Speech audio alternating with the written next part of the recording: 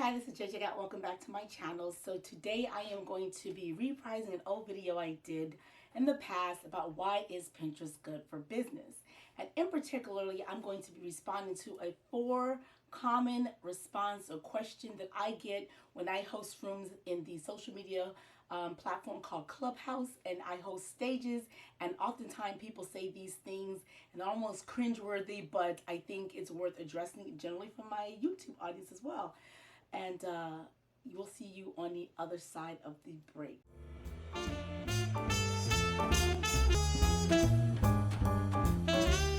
Hey, it's JJ. Welcome back to my channel. So the 4 common questions or responses that a lot of times people who are not using Pinterest for business will ask or mention when they come to our stages is: 1, they'll say, I only use Pinterest for personal sakes. 2, they'll say, I didn't even know you can use Pinterest for business, or I didn't even know Pinterest had an algorithm.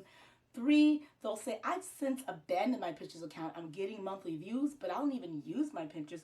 And 4, they'll say, do I really need to learn yet another social media platform? And do I really need to know about Pinterest?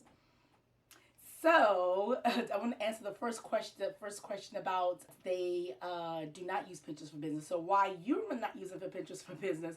Someone out there may be using your content. I've had this situation when someone will come on stage. I do Pinterest audits on Wednesdays, and if you're in Clubhouse, check me out Wednesdays at noon with Adriana Zucker. We do Pinterest audits, and the first thing I will do is do a search. And what happens inevitably is I find their content. One instance, there was someone who does recipes, who someone had taken her recipes and she shares them on Instagram, that she shares on Instagram, posted it on their website, pinned it, and actually is driving traffic back to their website using her recipe and her instructions and her images and everything. The point is that if you're not using Pinterest for business and just for personal, someone else is making money off of your content. I had a situation, it was a book author.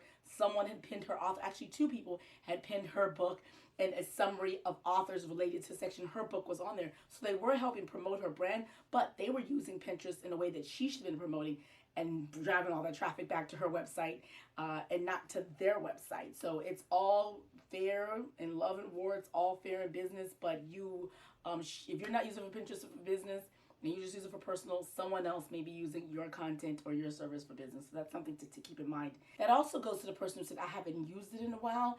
And like all these social media platforms, Instagram, TikTok, Snapchat, Facebook, Twitter, some of them, if you abandon them, they would abandon you. And when you leave, things happen, algorithm changes, the ways that you reach audiences shift. And so you're not guaranteed to be able to have the same standing you had when you left there. Finally, if there's a person who says, I didn't know Pinterest could be used for business, why didn't you use Pinterest have an algorithm? I wanted to get into the difference. So for a lot of social media platforms, for Instagram, for example, your content gets buried the minute after you post it, the minute after you tweet it, the minute after you do that TikTok or the Snap or put something in Facebook. The clock ticks. So either it strikes up and goes viral, and a lot of people see the content, or it doesn't, and it just sits there and lags. After a while, it just gets buried and other people's content, because more people are laying on. Next thing you know, you're 10 feet under. Pinterest, on the other hand, because it's a search engine platform, it's a search engine, not necessarily a discovery tool, that people can be searching for your content 2 or 3, 4 years after you post it, and you'll get discovered. So it's not buried. The example I always give is, at one point, every October, there's a piece of content that I did back in 2017 about how to summarizing people who do family photos, holiday photos. So I did it like in 2017. But every October, as families around the world start to decide what types of photos should we do for our holiday, for our Hanukkah, Kwanzaa, Christmas photo, end of the year photo that we send to our family and relatives, that post rises up again in search and drives me traffic and drives me sales.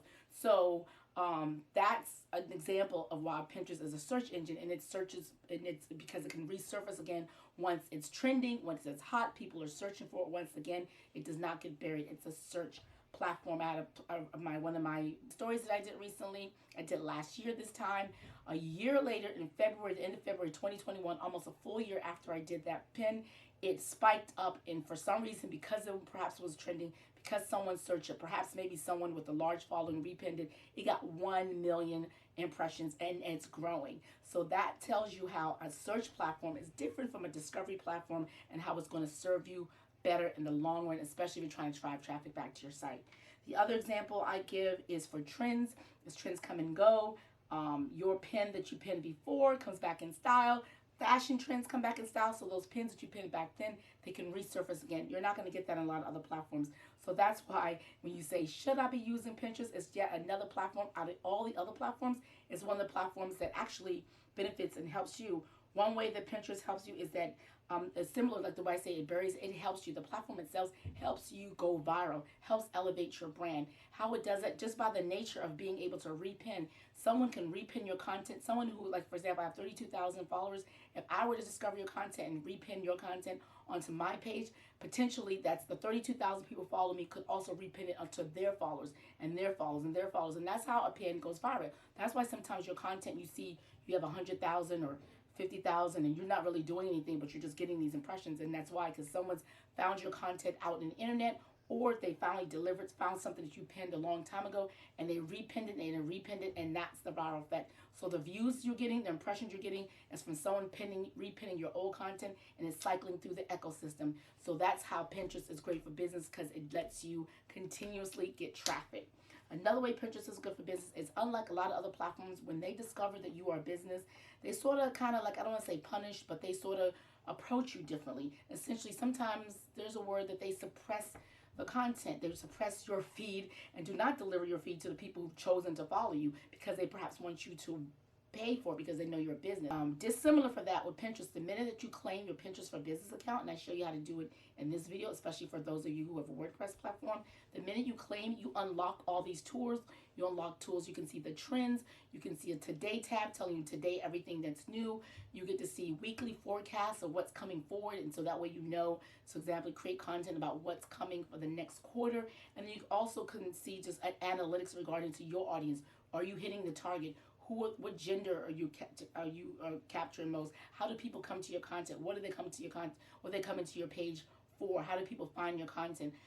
What are they coming to your page for? And based on that information, you can then move to suit to say what kind of pins you're going to be pinning, and whether or not you're going to be responsive to your audience, or whether you do something different because you want a different audience.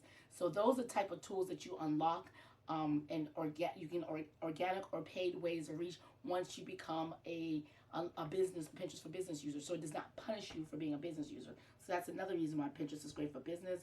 And then finally, when you do get someone, when you do convert a pin, there's so many different ways, because someone who comes to your account, Pinterest helps you great traffic. The other reason why Pinterest have been long been for business, because it's great for traffic. Unlike other platforms like Instagram, for example, that gives you one link, Pinterest does give you the opportunity for people to leave the platform and come to your site. When they come, you can convert them.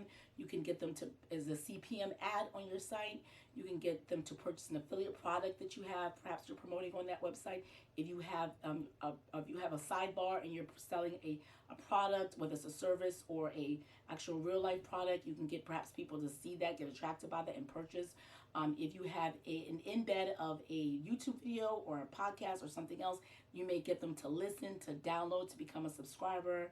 And then finally, then you can capture them as email. If you have an email capture system, you can actually get them to come onto your email, become a subscriber, and you nurture them through your email nurturing sequence and market and promote to them in another way after they've seen that one piece of content that's left Pinterest and come to your site for. So those are the 5 different ways that you can actually convert a Pinterest traffic, and that's because Pinterest encourages you and has different abilities for people to get to multiple links to your website, to your blog, to your podcast, to your YouTube channel, to your Etsy shop, to your Shopify store, whatever it is digitally that you're reaching out audiences, Pinterest allows you to drive traffic back there. So that's another reason why Pinterest is great for business. I hope that answered your question. You shouldn't be using it for personal. Claim your account. It does have it's a search engine, so search engines usually have algorithms. Now people are using it for business. If you don't use it for business, somebody else will be using it for business. And finally, you do need to invest in Pinterest. And if you can't do it, there are ways that you can actually hire someone, a Pinterest marketing agency or digital strategist. You can have someone do it for you. I'll link down below if you want to sign up to my website and have me talk to a consultation. I do it for you services where I can set up your account and then set you on a path to make sure that going forward you know how to do it. I can hook you up with a digital marketing Pinterest marketing strategists who actually pins for a living, and they do Pinterest management. So that's something that we can do if that's what you're interested in. So you don't necessarily have to learn it, but you do need to pay attention to it. Or if you're not doing it yourself personally, hire someone who can do it for you. So anyway, so that's my reprise of my Why Pinterest is Good for Business post. And I hope that's helpful for you. And I'm going to say shout out to my comment winner, one of my members of my J Squad, who commented on one of my most recent posts. Thank you so much for supporting me. Thank you for supporting this channel. If you like this video, I'd like to invite you to hit that like button and comment below. Are you using Pinterest for Business? If not, why not? And are you planning to shift and use Pinterest for Business? And hopefully it's because of this video, and I've encouraged you to do so. Anyway, that's it. That's all I have for you today. Thanks for visiting. Hit that subscription bell. Hit that notification bell. Anyway, cue my music. Ba-da, ba-da.